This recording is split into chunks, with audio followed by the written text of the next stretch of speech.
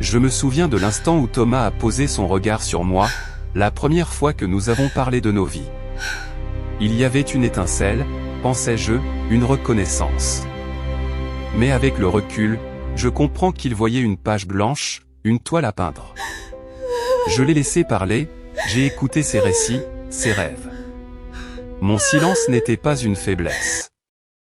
C'était une patience, une observation profonde des failles qui, je ne le savais pas encore, allaient devenir des gouffres. Il a dit un jour que ma douceur était ma plus grande fragilité. Je ne l'ai pas contredit. J'ai simplement noté son erreur. Il ne voyait pas la force tranquille, la détermination sous le calme. Il fallait que les murs s'effondrent, que le monde se brise autour de moi, pour que cette force se révèle enfin à mes propres yeux. Ce moment, ce premier malentendu, fut le prélude à tout ce qui allait suivre. Le vrai début de notre histoire ne fut pas un baiser, mais un regard qu'il a posé sur moi sans vraiment me voir. Les sirènes déchiraient la nuit froide de Paris, l'ambulance fonçait à travers les rues, ses gyrophares bleus scintillant contre les immeubles de verre. À l'intérieur, je m'appelais Éléonore Dubois, j'avais 33 ans et j'étais allongé sur le brancard, mes respirations courtes, paniquées, mes mains agrippant mon ventre gonflé. 33 semaines seulement. Trop tôt, bien trop tôt. Mes cheveux collaient à mes joues, humides de larmes, tandis que les ambulanciers pressaient doucement mon abdomen, me demandant de rester éveillé, de continuer à parler, de tenir encore quelques minutes. Mais je ne pouvais pas arrêter de trembler. La dernière image qui flottait dans mon esprit était celle du visage de Thomas, rouge de colère, déformé par quelque chose que je ne reconnaissais plus. Je l'avais déjà vu furieux auparavant. Mais cette nuit-là, quelque chose en lui avait cédé. Une poussée, un coup, une chute contre le rebord de la table en bois de notre appartement dans le 11e arrondissement. La fracture de mes côtes n'était pas ce qui me terrifiait le plus. C'était cette chaleur humide qui se précipitait le long de mes jambes, et cette contraction soudaine, impitoyable, dans mon estomac. « Et s'il vous plaît, ne laissez pas mon bébé mourir », ai-je murmuré, ma voix faible sous le hurlement des sirènes. Les ambulanciers ont serré ma main. « Restez avec nous, Éléonore. Nous y sommes presque. » La baie d'urgence de l'hôpital Cochin a été inondée de lumière blanche lorsque les portes ont explosé. Des infirmières ont couru vers nous, criant des ordres. J'ai senti mon corps être soulevé, poussé, tourné. Tout est devenu flou, les carreaux du plafond, les lampes brillantes, l'air froid effleurant ma peau. Ma vision s'est estompée et, un instant, j'ai cru entendre le moniteur cardiaque s'interrompre. Pendant ce temps, à travers la ville, dans une salle de bal éclairée par des lustres étincelants au Ritz Paris, mon père, Jean-Pierre Dubois, tenait un verre de champagne, souriant poliment à un donateur jusqu'à ce que son téléphone vibre. Un coup d'œil à l'identité de l'appelant, la voix tremblante de ma tante, les mots qui ont brisé son monde. Jean-Pierre, c'est Éléonore. Elle est à l'hôpital. C'est grave. Le verre a glissé de sa main et s'est brisé sur le marbre. En quelques minutes, il était dans sa Mercedes classe S, filant à travers le trafic de l'avenue des Champs-Élysées, les lumières de la ville défilant comme des étoiles paniquées. Sa poitrine se serrait de peur et de quelque chose de plus sombre, quelque chose qui montait des années de culpabilité enfouie. Quand il est enfin arrivé à l'hôpital et a vu ma blouse déchirée et tachée de sang, le souffle de mon père s'est figé. Puis le médecin s'est approché avec une phrase qui a failli faire flancher ses genoux. « Monsieur Dubois, nous devons parler de ce qui a causé l'accouchement prématuré. » Lorsque le souvenir de cette nuit terrible me revient, avec le bruit des sirènes encore dans mes oreilles et la douleur sourde dans mes côtes, mon esprit s'accroche parfois à des images plus lointaines. Des images de ce que ma vie était, de ce que j'étais, avant que l'ombre de Thomas ne s'étende sur mon chemin. C'était une autre vie, une autre Éléonore. J'avais grandi au cœur de Paris, dans un monde que beaucoup envieraient. Mon nom, Dubois, ouvrait bien des portes, et mon père, Jean-Pierre, était un homme dont la réputation résonnait dans les cercles de l'immobilier. Notre appartement, un pantouse élégant, s'étirait sur plusieurs niveaux, offrant des vues imprenables sur le jardin du Luxembourg.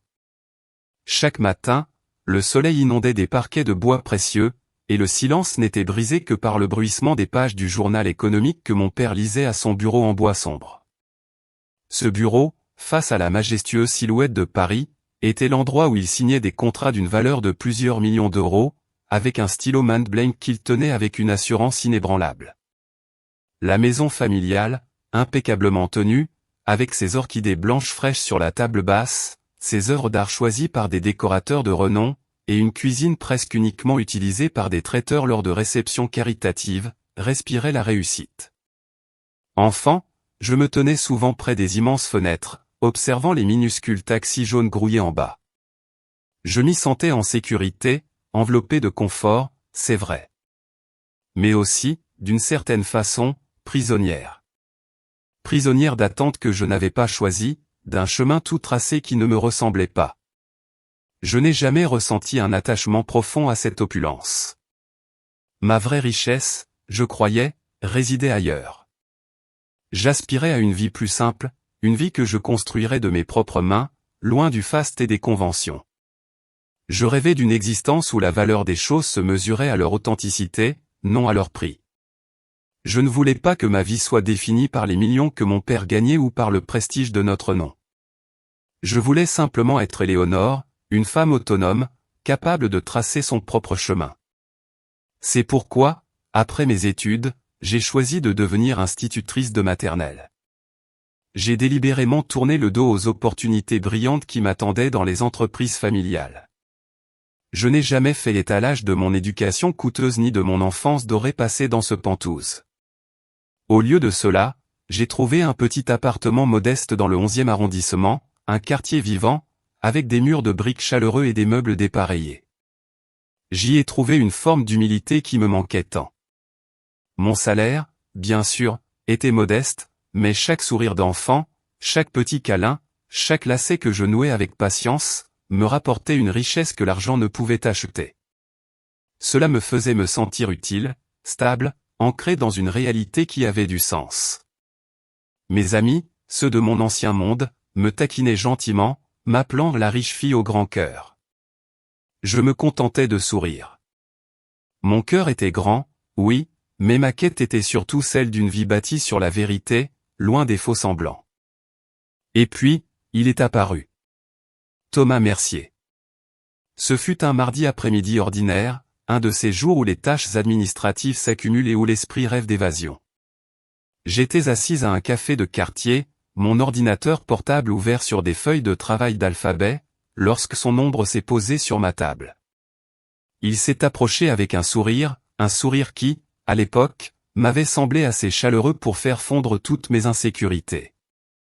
Il était différent des hommes que je côtoyais habituellement, ceux des galas de charité ou des dîners mondains sur l'avenue des Champs-Élysées. Il avait une sorte de charme brut, inachevé, qui me plaisait. Thomas parlait avec une sincérité désarmante. Il écoutait, vraiment. Il ne regardait pas son téléphone toutes les 2 minutes. Et pour la première fois depuis longtemps, j'ai eu l'impression d'être réellement vu. Non pas Éléonore Dubois, la fille de Jean-Pierre le magnate, mais juste Éléonore, avec mes pensées, mes rêves, mes petites habitudes. Pour une jeune femme fatiguée des attentes polies et des convenances rigides de son milieu, Thomas était comme une bouffée d'air frais, une rébellion enveloppée d'affection. Il était l'incarnation de cette authenticité que je recherchais désespérément. Les premiers mois de notre relation furent d'une douceur inouïe. Il m'apportait des plats à emporter après de longues journées de travail, me surprenait avec de petits mots glissés sous mon oreiller, me raccompagnait chez moi sous le scintillement des réverbères. Quand il tenait ma main, je croyais fermement avoir enfin échappé à la cage de verre de mon éducation, à ces étiquettes qui m'avaient pesé toute ma vie. Le moment est venu de le présenter à ma famille. Je l'ai fait avec un espoir teinté de timidité. Je savais que mon père ne serait pas enchanté, mais je priais pour qu'il voie la même chose que moi en Thomas. Mais dès l'instant où Jean-Pierre a posé les yeux sur Thomas, vraiment posé les yeux, j'ai senti une tension palpable s'installer. C'était comme si un voile invisible s'était levé entre eux. Mon père, avec son regard d'homme d'affaires habitué à déceler les failles, voyait le danger là où moi, avec mon cœur plein d'illusions, je ne voyais que du potentiel. C'était une divergence fondamentale, le premier signe avant-coureur d'une discorde qui allait bientôt déchirer ma vie. Je m'en suis rendu compte bien plus tard, mais à ce moment-là, j'ai simplement senti un frisson froid me parcourir, une fissure discrète dans le mur de ma propre perception. Mon intuition, que je pensais si juste, avait peut-être, pour la première fois, hésité. Longtemps après avoir présenté Thomas à ma famille, les souvenirs de ces conversations avec mon père, Jean-Pierre, me sont revenus avec une clarté poignante. Les mots volaient entre nous, lourds de non-dits et de crainte. Mon père avait essayé, je le reconnais aujourd'hui. D'abord, ses avertissements étaient doux, des nuances dans sa voix, des regards préoccupés lorsqu'il parlait de l'avenir. Il me disait que le monde était plus complexe que ce que mon cœur idéaliste voulait croire, que les apparences pouvaient être trompeuses. Il voyait en Thomas des signes que mon enthousiasme m'empêchait de déceler. Puis, ses paroles sont devenues plus fermes, plus insistantes. Il évoquait la différence de nos mondes, non pas comme un obstacle insurmontable, mais comme une source potentielle de malentendus profonds, de blessures cachées. Enfin, ses appels se sont faits désespérés, remplis d'une angoisse que je n'ai pas su reconnaître alors. Mais à cette époque, mon âme était jeune et pleine d'une conviction inébranlable. Je croyais détenir la vérité de mes sentiments.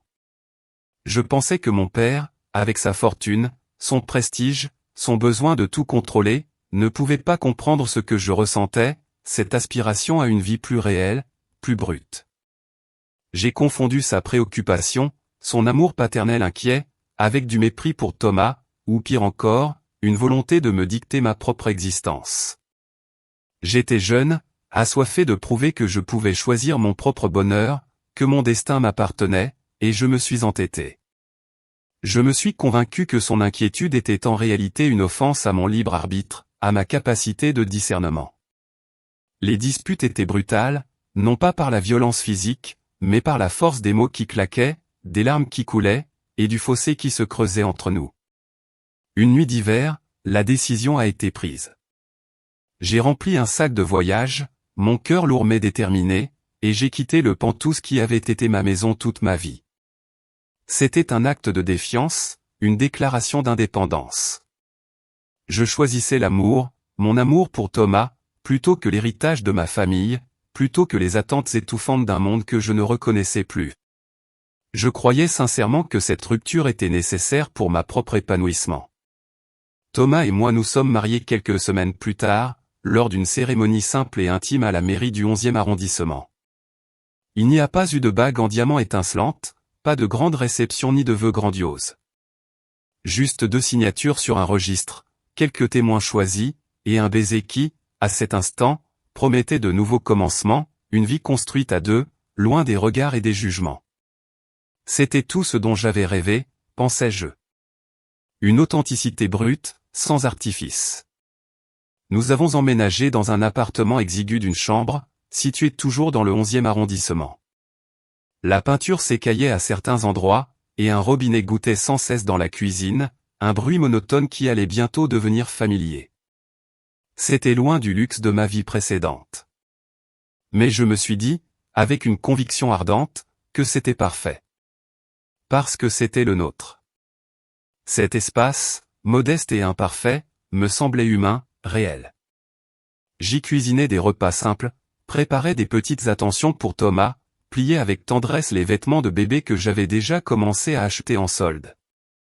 Un coin de la chambre avait été peint d'un doux bleu pastel, destiné à devenir la chambre de notre futur enfant.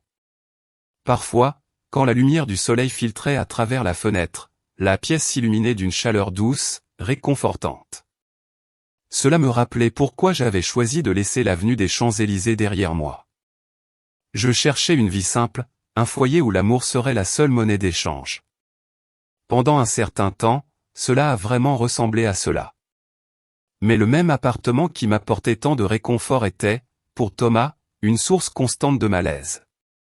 Il le trouvait exposé, trop petit. Il se sentait trop proche des voisins, trop conscient de ce qui lui manquait. Thomas, lui, avait grandi dans la banlieue populaire de Paris, dans un environnement où les murs étaient fins et où les voisins s'interpellaient souvent. Sa mère enchaînait les doubles services dans un restaurant, et son père, lui, jonglait avec les petits boulots. Thomas avait appris très tôt que le respect ne se donnait pas. Il fallait le gagner, souvent par la force, par la domination.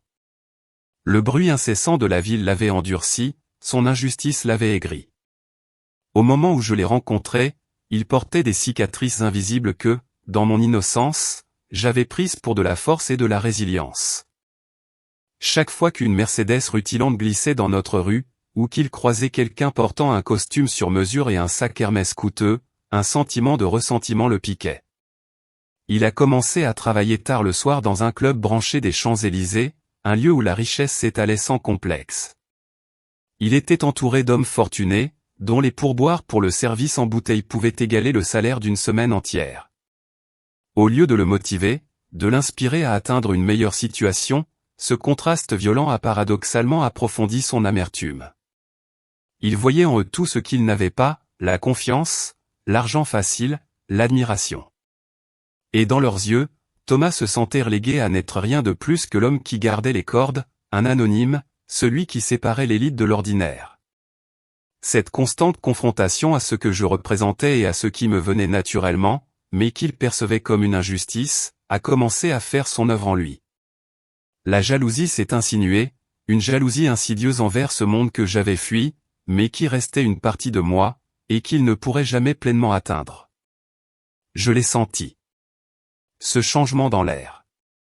Bien avant qu'il ne lève la main sur moi, une tension subtile s'était installée dans notre petit appartement.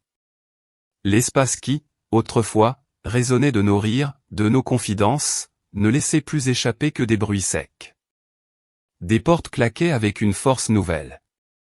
Des jurons étouffés, des chuchotements colériques, me parvenaient des recoins de la pièce. Le mur de la chambre d'enfant, celui que j'avais peint avec tant d'amour et d'espoir, est devenu un endroit que j'évitais de regarder, comme s'il portait déjà le poids d'une menace invisible. Quand Thomas jetait sa veste négligemment à travers la pièce ou retirait ses bottes sans un mot, sans un soin, je sentais une étrange peur s'enrouler sous mes côtes, une sensation froide et insistante. Puis sont venues les explosions. La première fut un soir, à propos d'une broutille, un plat oublié sur la table, un mot mal interprété. Des mots hurlés, des objets brisés contre le mur, le fracas du verre résonnant dans le silence qui suivait. Je me souviens de ma sidération, de mon incapacité à bouger, à respirer. Ce n'était pas l'homme que j'avais épousé. C'était un étranger, les yeux injectés de sang, le visage déformé par une rage que je ne connaissais pas. La première fois, ce fut un choc. La deuxième, un tremblement. Ensuite, est apparu le premier bleu. Une marque violette sur mon bras, une empreinte digitale trop pressante, un mouvement trop brusque pour être un accident. J'ai caché la marque sous mes manches, sous un fond de teint épais, non pas par honte de ce qu'il avait fait, mais par honte de l'avoir permis, de n'avoir pas su réagir. Et après chaque incident, venait la phase des excuses. Des excuses murmurées, la tête baissée, les larmes aux yeux, des promesses solennelles que cela n'arriverait plus jamais. Il jurait que c'était le stress du travail, la pression financière, la fréquentation de mauvaises personnes au club. Il était endetté de plusieurs milliers d'euros, je le savais. Il disait que c'était à cause des comparaisons incessantes avec le monde dont je venais, des moqueries qu'il subissait, de la façon dont il se sentait constamment jugé. Je me suis accroché à ses explications, je les ai faites miennes. Je me suis convaincu que c'était le stress, l'épuisement, les problèmes d'argent, tout, absolument tout, sauf la vérité la plus simple et la plus terrifiante, Thomas était violent. Et la violence, elle, n'avait pas d'excuse. Mon esprit, à ce moment-là, était comme une citadelle assiégée, cherchant désespérément à protéger la dernière once de mon amour et de ma foi en lui. J'ai rationalisé, minimisé. Il est bon au fond, me disais-je. Il est juste blessé, incompris. L'amour, mon amour, pouvait réparer cela. Il le devait. Puis, une nouvelle inattendue est venue bouleverser ce fragile équilibre. J'ai découvert que j'étais enceinte. Ce fut, au début, une lueur d'espoir immense, un rayon de soleil perçant les nuages sombres de notre quotidien. J'ai cru, avec une naïveté que je regrette aujourd'hui, que cette nouvelle, l'arrivée d'un enfant, notre enfant, transformerait Thomas. Je m'imaginais qu'un bébé l'adoucirait, lui rappellerait la tendresse, la joie.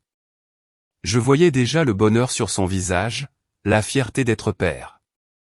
Je rêvais que cela nous ramènerait à ces premiers mois de notre relation, quand l'affection était si pure, si inconditionnelle. J'espérais que cela lui apporterait une joie profonde, qu'il trouverait un sens nouveau à sa vie, une raison d'être meilleur. Mais, hélas, la réalité fut bien différente. Au lieu de la joie et de l'apaisement, quelque chose d'autre, de bien plus sinistre, a grandi dans l'ombre de cet appartement. La colère de Thomas est devenue plus insidieuse, plus imprévisible. Elle s'intensifiait, tel un venin qui se propageait lentement. Ses excuses, autrefois si déchirantes et convaincantes, sont devenues mécaniques, dépourvues de toute sincérité. Son tempérament s'aiguisait chaque jour un peu plus. Sa voix, elle, montait de plus en plus fort, portant des accusations de plus en plus lourdes. Il a commencé à fouiller mon téléphone, à me demander avec qui j'échangeais des messages, à m'accuser de me croire supérieur à lui. Certaines nuits, il ne rentrait pas avant l'aube, ses poches vides, ses yeux sombres, trahissant des heures passées dans des endroits que je préférais ne pas imaginer. Les murs fins de notre appartement ne pouvaient plus contenir le secret de notre misère. Des rumeurs ont commencé à circuler dans le quartier. Des éclats de voix, des bruits de disputes entendus à travers les cloisons, le bruit lourd de ses pas lorsqu'il rentrait ivre, et parfois, les pleurs étouffés d'une femme. C'était moi, bien sûr. Ce sentiment de peur s'est ancré en moi, une boule froide qui se serrait sous mes côtes chaque fois que je sentais sa colère monter. Je suis devenu une experte en dissimulation, en interprétation des signes avant-coureurs. Pourtant, je m'accrochais. Je continuais d'allumer des bougies, de préparer ses plats préférés, de l'appeler pendant mes pauses de travail pour lui dire qu'il me manquait, espérant raviver la flamme d'un amour qui, je le sentais, s'éteignait peu à peu. Je ne savais pas alors qu'il se laissait délibérément influencer par des forces plus sombres. Des hommes rencontrés au club, des figures louches qui se vantaient de leur pouvoir, de leur domination sur les femmes. Il nourrissait son insécurité, murmurait du poison à son orgueil déjà meurtri, lui faisant croire que le contrôle était la seule preuve de masculinité. Et juste au moment où je pensais pouvoir encore endurer, que je pouvais encore sauver notre mariage, quelque chose d'irréparable allait se produire. Parce que la nuit où je lui ai dit que le bébé que nous attendions était un garçon, tout en lui s'est déchaîné, balayant les dernières illusions que j'avais désespérément tenté de maintenir. C'était le point de non-retour. La nuit où cela s'est produit, le 11e arrondissement était étrangement calme. Une pluie légère tapotait contre les fenêtres, douce et régulière, comme le battement de cœur d'une ville à moitié endormie. Je venais de plier une petite pile de vêtements de bébé, des bodys blancs, des petites chaussettes que j'avais achetées en solde, une couverture bleue que je tricotais depuis des semaines. Le coin de la chambre de l'enfant sentait légèrement la lavande. Pendant un instant, tout semblait paisible, presque plein d'espoir. Puis la porte de l'appartement a claqué si fort que le cadre a tremblé. Thomas a fait irruption, sentant l'alcool et l'eau de Cologne bon marché, les yeux injectés de sang, la mâchoire serrée. Je me suis figé. Je l'avais déjà vu bouleversé, mais jamais comme ça. Ses poings se serraient et se desserraient comme si ses pensées étaient trop violentes pour être contenues. « À qui parlais-tu aujourd'hui » a-t-il exigé. J'ai cligné des yeux, confuse. « Et qu'est-ce que tu veux dire ?»« Je t'ai entendu » a claqué Thomas, s'approchant. « Mais tu as dit à quelqu'un que le bébé était un garçon. » Mon souffle s'est coupé. « Thomas, ce n'était que ma collègue. » Je ne cachais rien. Mais il n'écoutait pas. Il arpentait le petit salon comme un prédateur, tournant autour de sa proie. Les murs semblaient rétrécir à chacun de ses pas. Mon pouls s'est accéléré. Alors maintenant, tu partages nos affaires avec tout le monde, tu me fais passer pour un faible.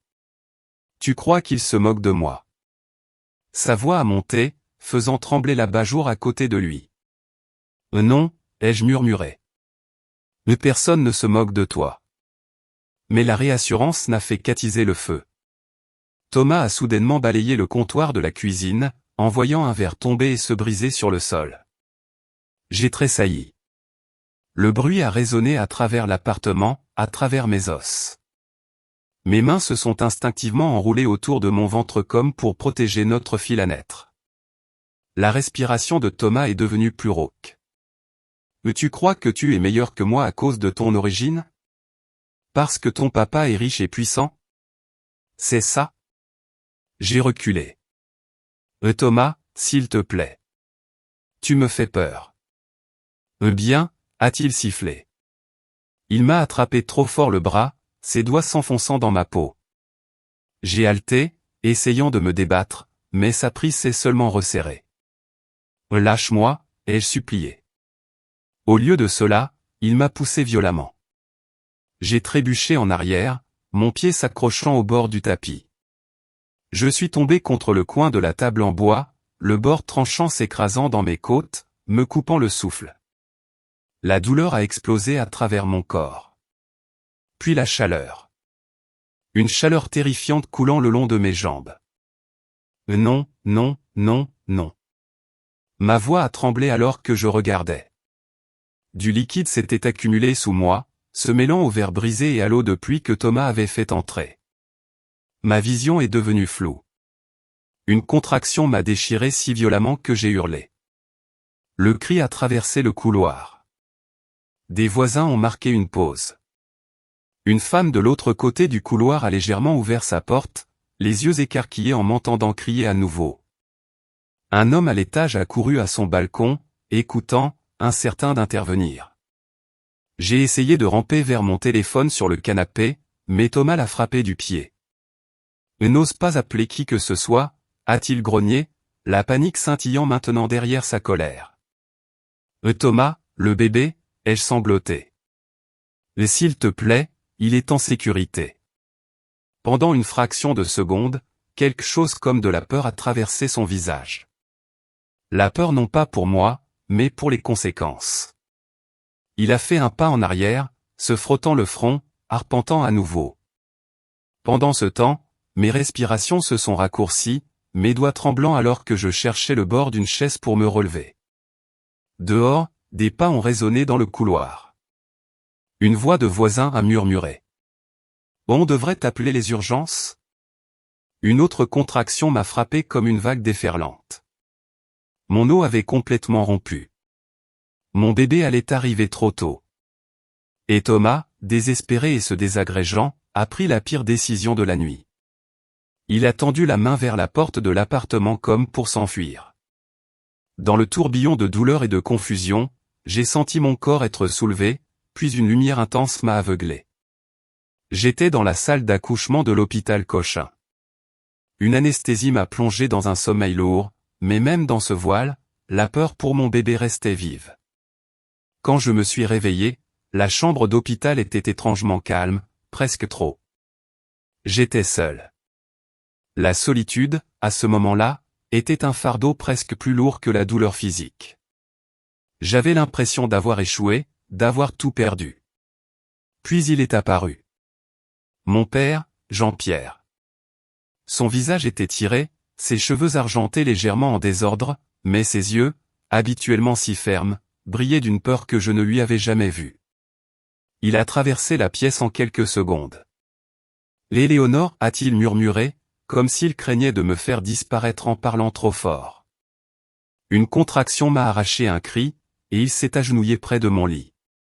Il a pris ma main doucement, presque avec révérence, et pour la première fois depuis des années, je n'ai pas retiré la mienne. « Je suis là », a-t-il dit, la voix tremblante. « Je ne te quitterai plus. » Les larmes ont coulé silencieusement sur mes tempes. Pendant des mois, j'avais imaginé mon père comme une force immuable de jugement, quelqu'un qui dirait « Je te l'avais bien dit ». Mais l'homme agenouillé à côté de mon lit n'était pas cet homme. Ses épaules tremblaient. Ses yeux brillaient. Et à cet instant, j'ai réalisé quelque chose que je n'avais jamais su. Il n'était pas en colère contre moi. Il était terrifié à l'idée de me perdre. Le docteur Antoine Leclerc, le médecin, a éclairci sa gorge doucement. Monsieur Dubois. Nous faisons tout ce que nous pouvons, mais elle est en plein travail prématuré. Nous avons besoin de calme dans cette pièce. Mon père a hoché la tête rapidement, essuyant ses yeux du revers de sa main. Et dites-moi juste ce que je dois faire. J'ai serré ses doigts alors qu'une autre vague de douleur m'envahissait. J'ai sangloté dans sa paume. Papa, je suis désolé. Je ne voulais pas que tu me voies comme ça. Il s'est penché plus près. Éléonore, rien de tout cela n'est de ta faute. J'ai secoué la tête faiblement. Thomas, Mon père s'est raidi, sa mâchoire serrée si fort qu'un muscle a tressailli. Ma chérie, a-t-il dit doucement. Je sais. Ma respiration s'est ralentie. Il a hésité. Et pour la première fois, j'ai remarqué quelque chose de nouveau. Une angoisse mêlée de culpabilité. Il y a une raison pour laquelle je suis là si vite. Je ne suis pas venu parce que quelqu'un m'a appelé. Je suis venu parce que quelqu'un m'a averti. Quoi, ai-je murmuré, les lèvres tremblantes. Mon père a expiré lentement, comme s'il libérait un secret qu'il portait depuis trop longtemps. L'un de mes agents de sécurité surveillait l'immeuble où tu vis. Discrètement. Il ne rapportait rien à moins que cela ne semble dangereux. Ce soir, il t'a vu tomber. Il a vu Thomas t'attraper. Il m'a appelé immédiatement.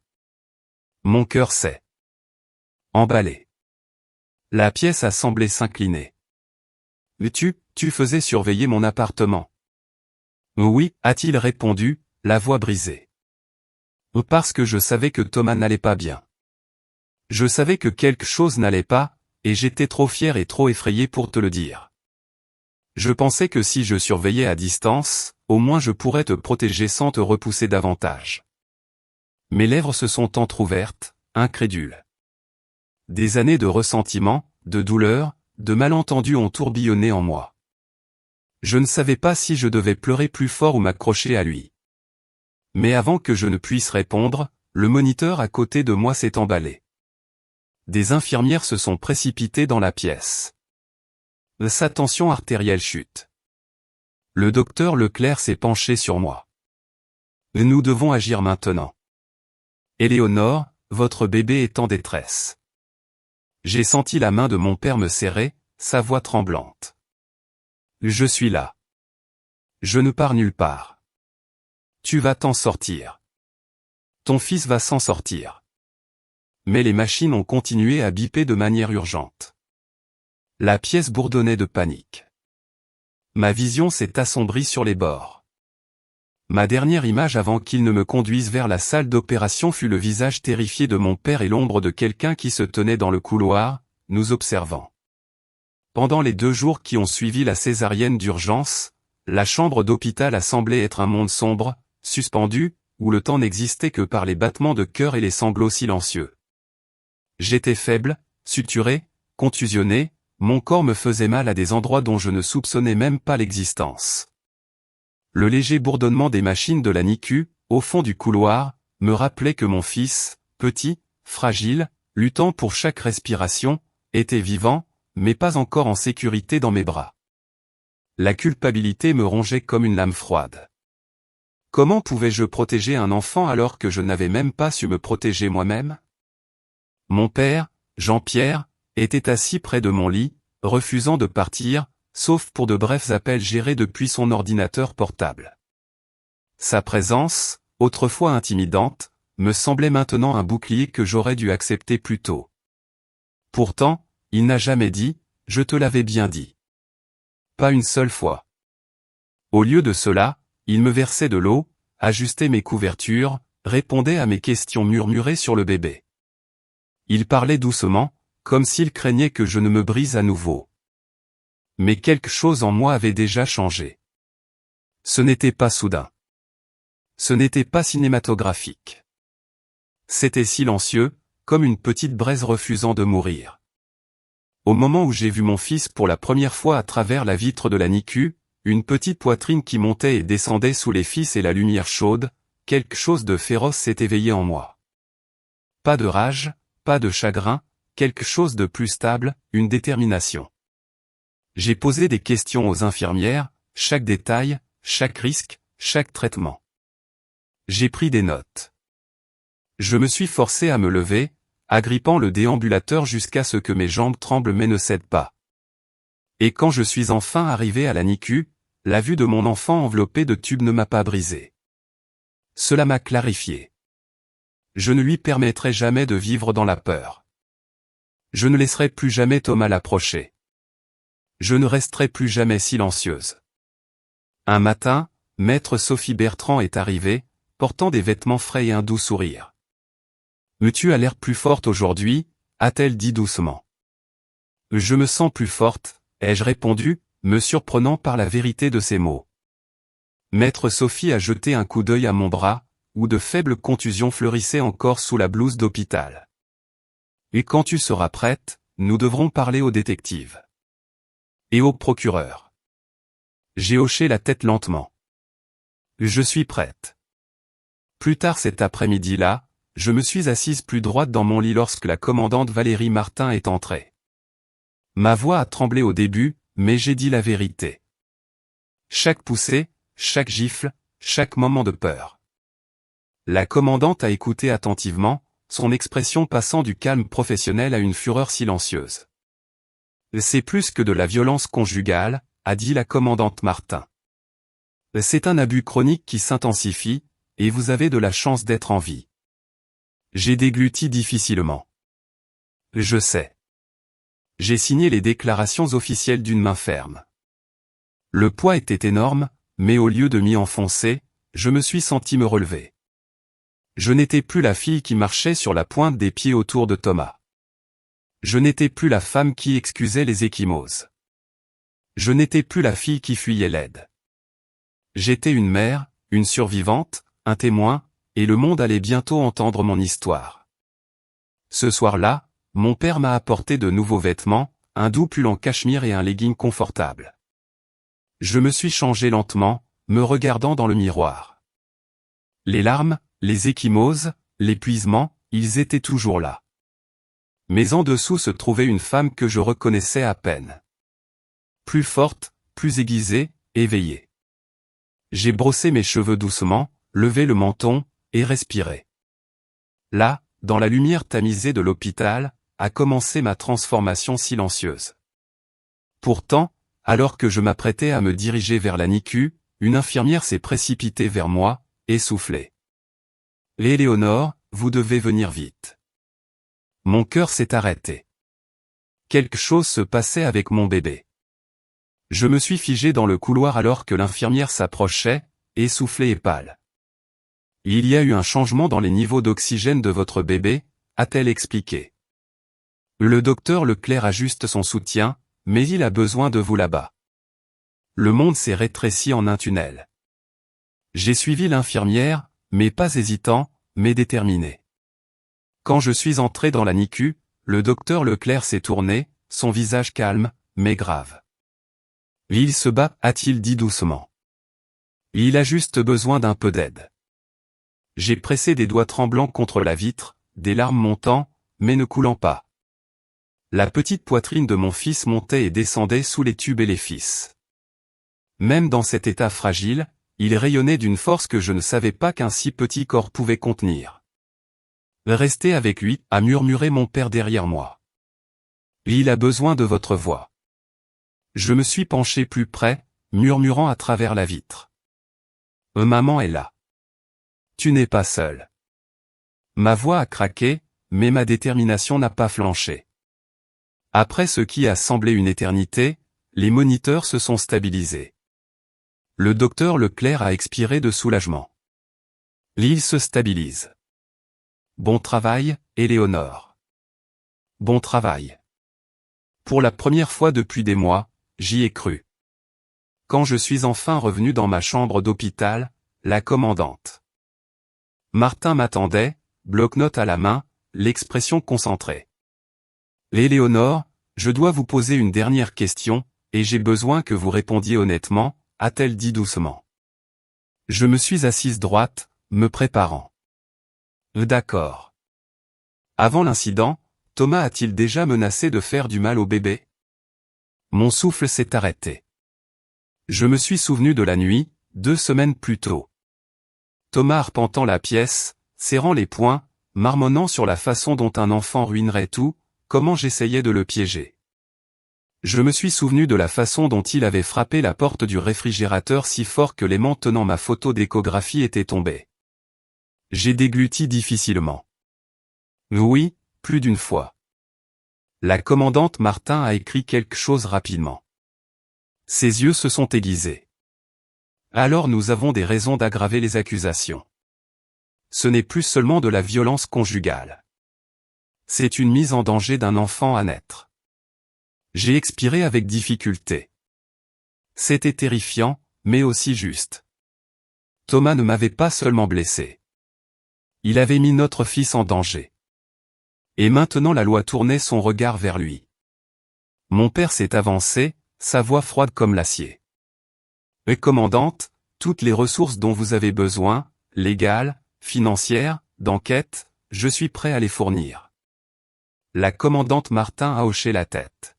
« Bien, car cette affaire va attirer l'attention des médias, et Thomas pourrait tenter de manipuler le récit avant que nous ne puissions agir. » Mon estomac s'est serré. « Que voulez-vous dire ? » « Il a fui l'appartement avant l'arrivée des ambulanciers, » a dit la commandante Martin. « Il ne s'est pas manifesté depuis. Les hommes comme ça ne fuient pas parce qu'ils sont innocents. » J'ai senti un frisson remonter ma colonne vertébrale. Plus tard ce soir-là, Maître Sophie est arrivée, portant un dossier plus épais que je ne l'avais imaginé. « Nous avons analysé ses finances, a-t-elle dit, étalant les documents sur le lit. Il a des milliers d'euros de dettes, il fréquente des gens dangereux. Et il y a plus. Des plaintes ont été déposées contre lui au club. L'une d'elles impliquait une femme qui a dit qu'il l'avait agressée. Mon cœur a battu douloureusement. Je n'étais pas la première. J'aurais pu être la dernière. Mon père a regardé sa fille avec un feu que je ne lui avais jamais vu. Non pas de la colère contre moi, mais de la fureur en mon nom. Éléonore, cela s'arrête maintenant. Pas seulement pour toi, mais pour quiconque il pourrait blesser ensuite. J'ai inspiré, sentant quelque chose monter en moi, une nouvelle version de moi-même, forgée par la douleur et la vérité. Alors mettons fin à cela. Mais avant que nous puissions discuter de stratégie, l'officier Ramirez a frappé urgemment à la porte. « Commandante Martin, on vous demande dans la salle de conférence, » a-t-il dit. « Nous avons localisé Thomas. Si vous voulez qu'on... » Mon pouls a rugi dans mes oreilles. « Et il y a autre chose, » a ajouté Ramirez, baissant la voix. Il raconte aux gens une histoire très différente. La commandante Martin attendait dans la petite salle de conférence de l'hôpital, les lumières fluorescentes bourdonnant faiblement au-dessus d'elle. Je suis entré lentement, mon père juste derrière moi. Maître Sophie portait un bloc-notes rempli de notes. La commandante Martin n'a pas perdu de temps. « Thomas a parlé » a-t-elle dit, faisant glisser un dossier sur la table. « Et il a raconté à tout le monde que vous aviez mis en scène la chute. » Mon estomac s'est tordu. « Mis en scène ? Quoi ? Mes blessures ? » La commandante Martin a hoché la tête d'un air sombre. « Il prétend que vous avez glissé exprès, que vous cherchiez désespérément de l'attention, que vous étiez émotionnellement instable. Il dit que vous avez menacé de vous faire du mal s'il ne restait pas avec vous. » J'ai regardé, sans voix. L'audace, la cruauté, l'inversion absolue de la réalité. « Il raconte cela à qui ?» a exigé mon père, la voix basse, avec une fureur contenue. « Aux voisins, aux collègues du club, à quiconque veut l'écouter, » a dit la commandante Martin. « Il se peint déjà comme la victime. Il dit que vous l'avez attaqué en premier. » Maître Sophie a ricané sèchement. Et d'une manière ou d'une autre, elle s'est cassé les côtes et a provoqué son propre accouchement prématuré. La commandante Martin a soupiré. Les gens comme Thomas réécrivent toujours leurs histoires. Et malheureusement, le public croit souvent la première version qu'il entend.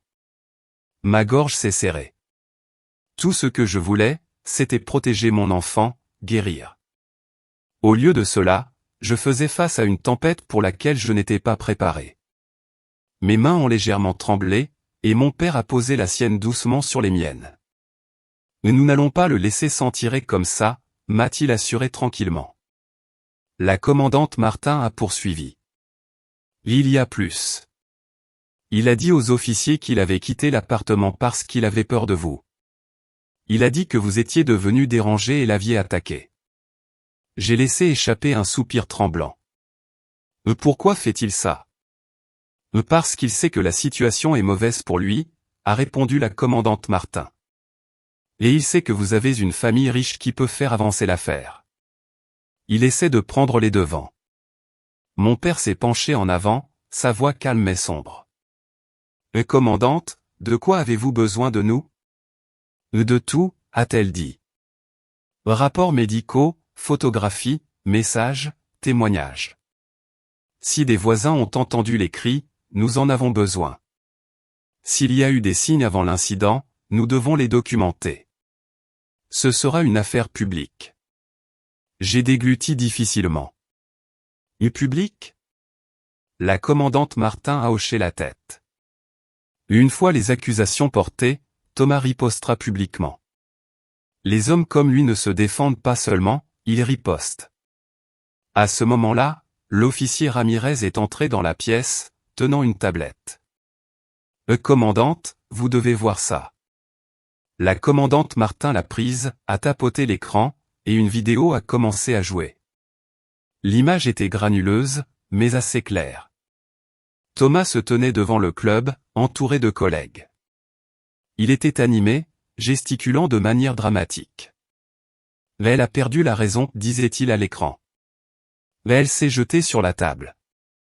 J'ai tenté de l'arrêter. Elle est instable depuis des mois. Son père, avec sa fortune, l'a gâtée, l'a rendue folle. J'ai senti le sang se vider de mon visage. La vidéo a continué. Et maintenant, elle me blâme. Ils me blâment tous. Je suis la vraie victime ici. La commandante Martin a mis la vidéo en pause. Cette vidéo circule. Elle est déjà sur 3 pages de réseaux sociaux. La mâchoire de mon père s'est serrée si fort que sa tempe pulsait. Nous répondons immédiatement. Maître Sophie a ajusté ses lunettes. Nous le ferons, mais avec prudence. Laissons-le parler d'abord. Plus il en dit, plus il crée de contradictions, et les contradictions sont des preuves. Pour la première fois, j'ai levé la tête, la colère brillant sous mon épuisement. Il m'a laissé saigner sur le sol, ai-je murmuré. Il a failli tuer notre fils. Et il me traite d'instable. Maître Sophie a hoché la tête. Et c'est précisément pourquoi, Éléonore, nous allons l'enterrer avec la vérité. La commandante Martin s'est penchée. Préparez-vous. Cela ne restera pas silencieux. Les journalistes suivront cette affaire. Votre nom, son nom, tout fera surface. J'ai inspiré profondément, ma voix plus ferme que prévu. Alors, que cela fasse surface. Mais avant que quiconque ne puisse répondre, la radio de Ramirez a crépité. L'unité 12 demande du renfort, nous avons Thomas Mercier qui tente de fuir l'arrondissement. Mon cœur a battu la chamade et la commandante Martin a levé les yeux brusquement, réalisant que ce n'était plus seulement une affaire. C'était le moment où la chasse commençait vraiment point et la commandante Martin n'a pas hésité. D'un mouvement sec, elle a fait signe à Ramirez et a sprinté vers l'ascenseur. Je les ai vus disparaître dans le couloir, mon pouce accélérant. Que Thomas tente de fuir signifiait une chose. Il savait que la vérité se rapprochait. Mon père a posé une main rassurante sur mon épaule. Éléonore, nous laissons la police s'occuper de lui. Pour l'instant, nous nous concentrons sur la construction de l'affaire. Mais je ne pensais pas aux salles d'audience. Je ne pensais pas à la stratégie. Je pensais à mon bébé luttant pour chaque respiration, et à l'homme qui avait failli nous ôter la vie à tous les deux, qui courait libre dans ma ville. Maître Sophie a étalé une série de dossiers sur la table de conférence.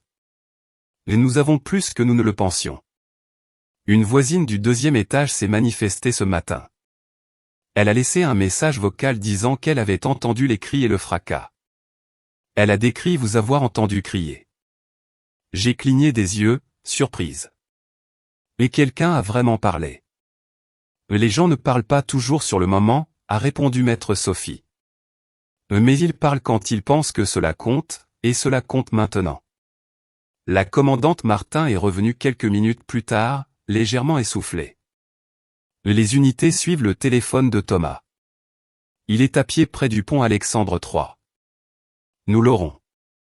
J'ai expiré, mais l'anxiété me serrait toujours la poitrine. La commandante Martin s'est assise en face de moi. Pendant que nous attendons, je dois passer en revue quelque chose d'important avec vous.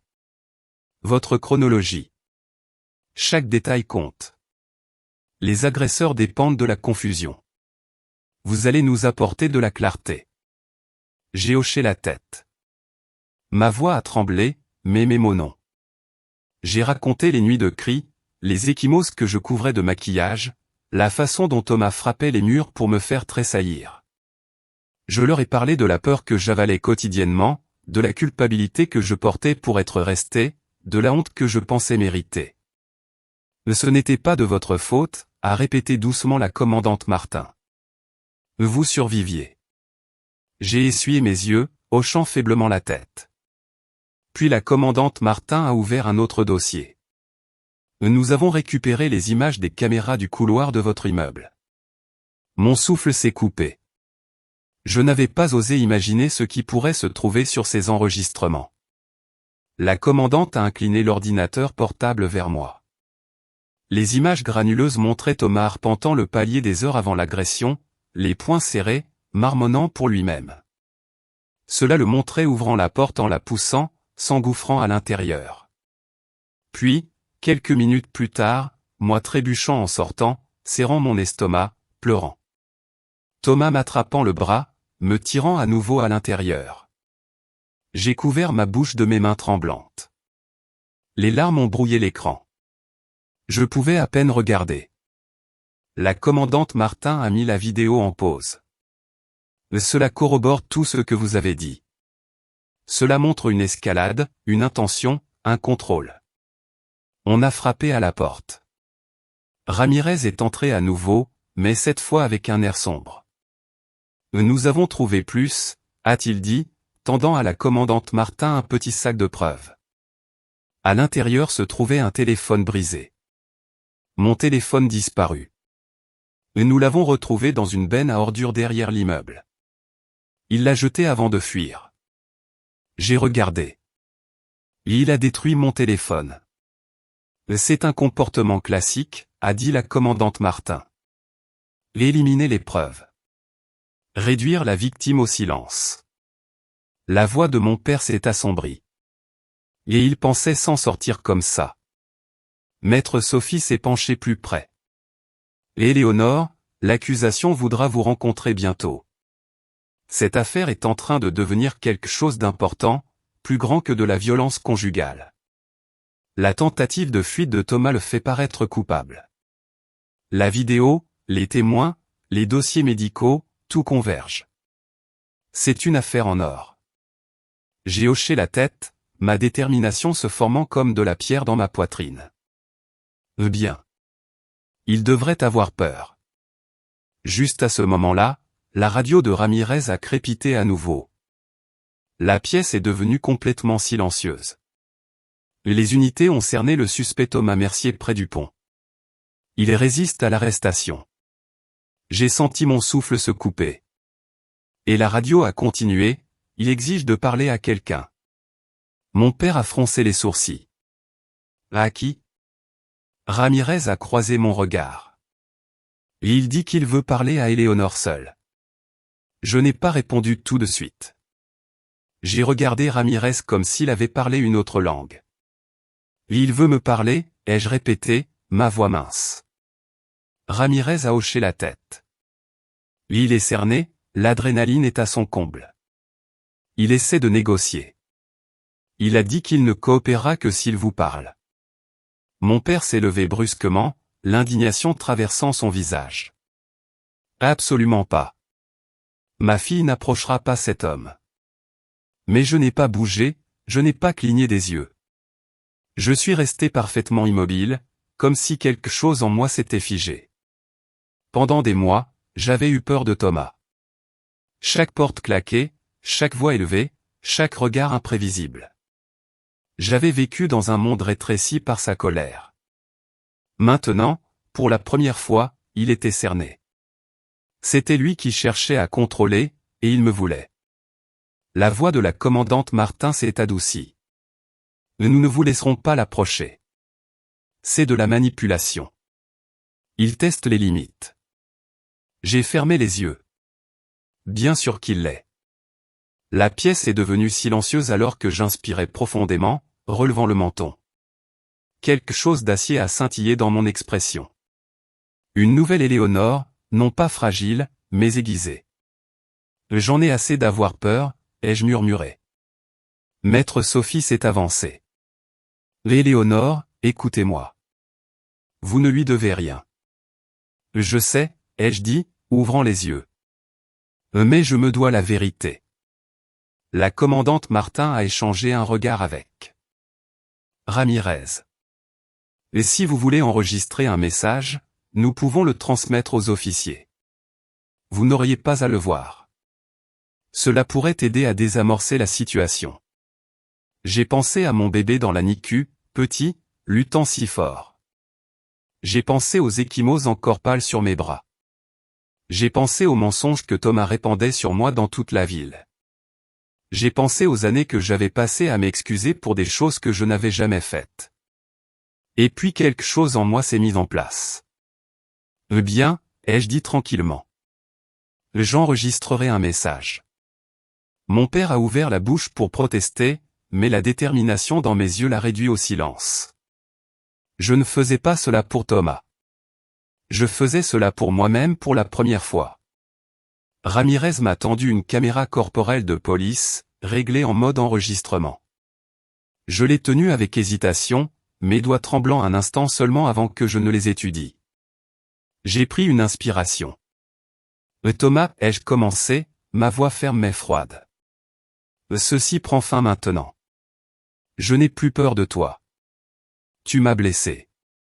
Tu as blessé notre fils. Et tu nous as laissé saigner sur le sol pendant que tu courais. C'est la vérité, et tout le monde la saura. Ma voix est devenue plus forte. Mais tu n'as pas le droit de contrôler ce récit. Tu n'as pas le droit de décider qui je suis. J'en ai assez de me taire, et tout ce qui se passera ensuite est de ta responsabilité. J'ai rendu la caméra à Ramirez, mes mains ne tremblaient plus. La commandante Martin a expiré doucement.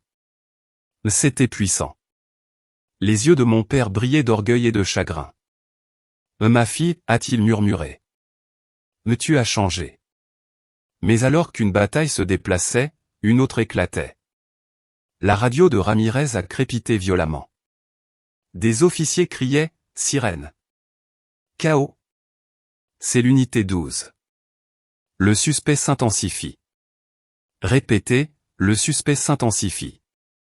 La commandante Martin s'est redressée instantanément. Et que se passe-t-il?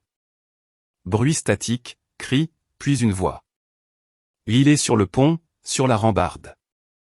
Il menace de sauter. Mon souffle s'est coupé. Mon cœur battait douloureusement dans ma poitrine. Passer le message a ordonné la commandante Martin.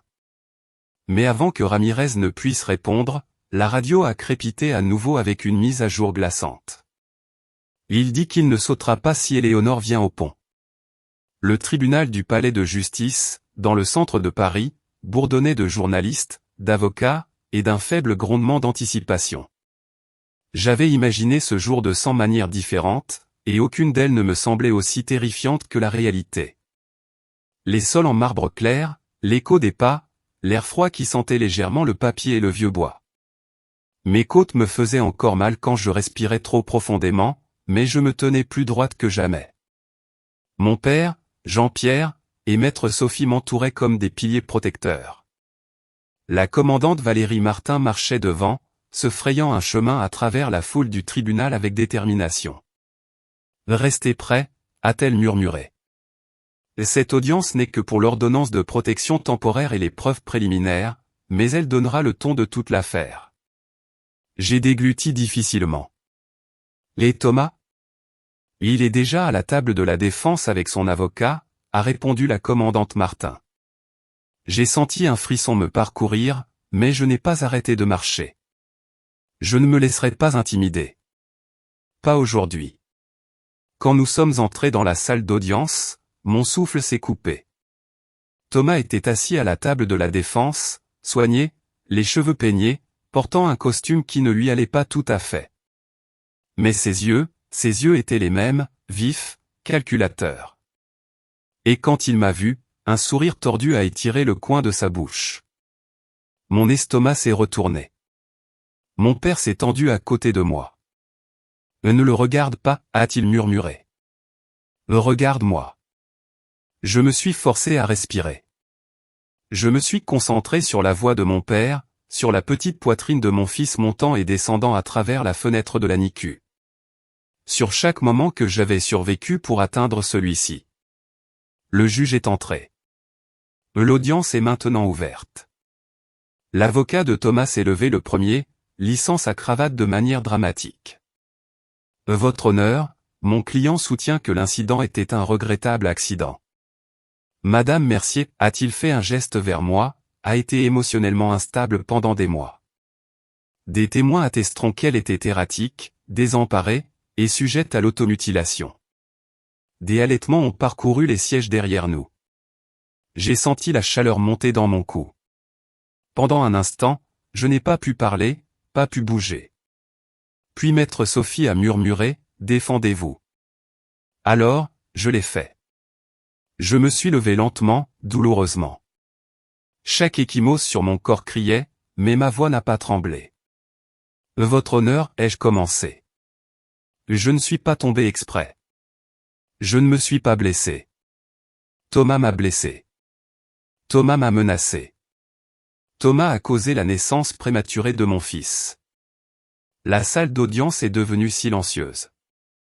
L'avocat de Thomas a ri sous son souffle. Elle n'a aucune preuve. La commandante Martin s'est levée. Nous en avons. Elle a marché jusqu'au banc du juge et a déposé une clé USB. Des images de sécurité du couloir de leur appartement. Des enregistrements audio capturés depuis le téléphone portable d'un voisin, des documents médicaux des urgences, et le témoignage de plusieurs résidents. Le juge a levé un sourcil. Passez les images. L'écran a clignoté, s'animant. Thomas arpentant. Thomas faisant irruption par la porte. Moi trébuchant en sortant, pleurant, serrant mon ventre. Thomas me tirant à nouveau à l'intérieur. Des halètements ont rempli la pièce à nouveau, plus fort cette fois. Je ne pouvais pas regarder. J'ai baissé les yeux, mes mains serrant la table, mais je n'ai pas pleuré. Pas cette fois. Le juge s'est penché en avant. Monsieur Mercier, souhaiteriez-vous expliquer cela? Pour la première fois, Thomas a chancelé. Son sourire a disparu, laissant place à quelque chose de plus sombre. La peur. Mon père a tendu la main sous la table et m'a serré la main. Je me suis accroché à lui, le souffle régulier. Le juge s'est redressé. L'ordonnance de protection temporaire complète accordée. Et compte tenu des preuves, le procureur est autorisé à engager des accusations aggravées. J'ai expiré avec difficulté, le soulagement m'envahissant. Mais alors que nous sortions de la salle d'audience, une stagiaire paniquée s'est précipitée vers la commandante Martin, presque essoufflée. Commandante, nous venons de découvrir quelque chose de nouveau sur Thomas Mercier. La commandante Martin s'est raidie. Quel genre de quelque chose? La stagiaire a dégluti difficilement. Un incident passé, qui n'a jamais été signalé, et il implique une autre femme. Lorsque le tumulte du palais de justice s'est enfin apaisé, laissant derrière lui les échos des cris et les flashs des appareils photo, une étrange sensation de vide m'a envahi. Ce n'était pas de la tristesse, ni même de la joie. C'était le silence après la tempête, un calme profond et inattendu. Je me suis dirigé vers l'hôpital Cochin, là où mon fils, Raphaël, attendait. La ville, autrefois si lourde de ses jugements et de ses rumeurs, semblait maintenant lointaine, presque irréelle. Mon seul horizon était la petite couveuse où mon bébé, si fragile et pourtant si fort, luttait encore pour chaque nouvelle aube. Je me suis assise près du verre de la couveuse, mon regard plongé dans la minuscule vie qui s'y déroulait. Son petit corps, couvert de fils, respirait avec une régularité de plus en plus stable. Maman est là. Nous sommes tous les deux en sécurité maintenant, ai-je murmuré, ma voix se brisant légèrement. C'était un secret que je partageais avec lui, une promesse gravée dans le silence de cette pièce. Mon père, Jean-Pierre, est venu me rejoindre un peu plus tard. Il s'est tenu à l'embrasure de la porte, son visage marqué par la fatigue, mais ses yeux avaient retrouvé une tendresse que je n'avais pas vue depuis longtemps. « Ta mère serait fière de toi, ma fille, a-t-il murmuré. J'ai cligné des yeux, retenant une larme. « Merci, papa, d'être revenu pour moi. » Il m'a serré fort, un geste qui parlait plus que tous les mots. Je n'ai jamais cessé de le vouloir, ma chérie. C'était une absolution silencieuse, un pont enfin reconstruit entre nous. Le docteur Antoine Leclerc est passé, souriant. « Le petit est un battant, a-t-il dit doucement. J'ai regardé mon fils, puis le médecin, et j'ai répondu avec une nouvelle assurance, une voix que je commençais tout juste à reconnaître comme la mienne. Moi aussi. Et dans le doux bourdonnement de la salle de soins intensifs néonatale, une vérité a éclaté en moi. Ce n'était pas une fin. Loin de là. C'était le début. Le début d'une vie reconstruite, brique par brique, à partir des ruines du passé. Reconstruite avec la vérité, la force retrouvée et un amour inconditionnel. À ce moment précis, Raphaël a enroulé son petit doigt autour du mien, serrant fermement, comme pour revendiquer le monde qu'il avait combattu avec acharnement pour y entrer. Et dans cet infime geste, j'ai su que l'avenir, enfin, nous appartenait. Notre histoire, je le crois, ne se limite pas à l'ascension d'une femme ou à la chute d'un homme. Elle nous enseigne avant tout que Thomas a échoué non par un manque de ressources ou de pouvoir, car il possédait une certaine autorité, un charisme brut que j'avais pris à tort pour de l'authenticité. Sa véritable défaite est venue de son aveuglement, de son habitude de juger les êtres et le monde selon les apparences et la position sociale. Son arrogance l'a conduit à mépriser l'âme délicate mais profonde de celle qui partageait sa vie.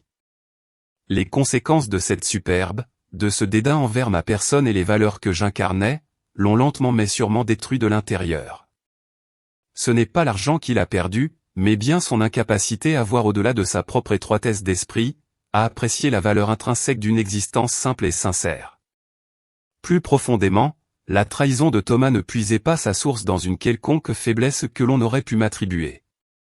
Elle provenait, en réalité, de ses propres insécurités abyssales et d'un ego si fragile qu'il craquait à la moindre épreuve.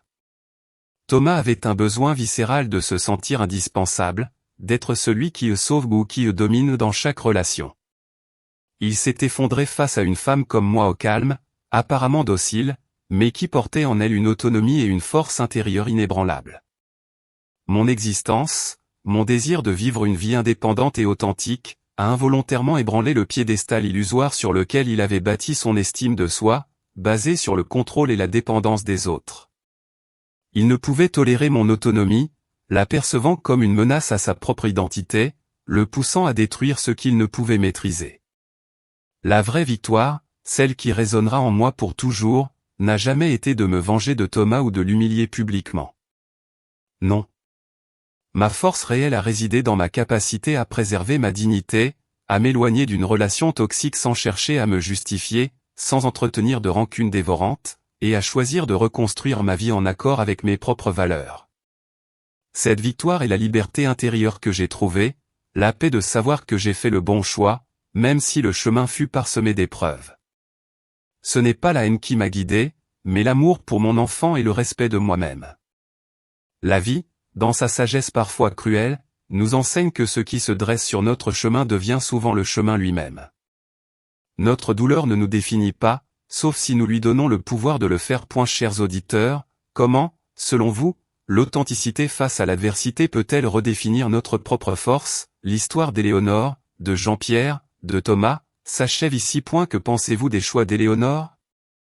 Auriez-vous agi différemment à sa place, face à de telles épreuves?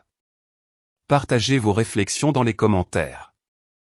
Je prends toujours le temps de lire chacun de vos mots. Et si ce récit vous a touché, vous a fait réfléchir, n'oubliez pas de laisser un pouce bleu, de le partager avec quelqu'un que vous savez sensible à ces thèmes, et de vous abonner pour ne manquer aucune de nos prochaines histoires. Je vous donne rendez-vous pour une prochaine histoire.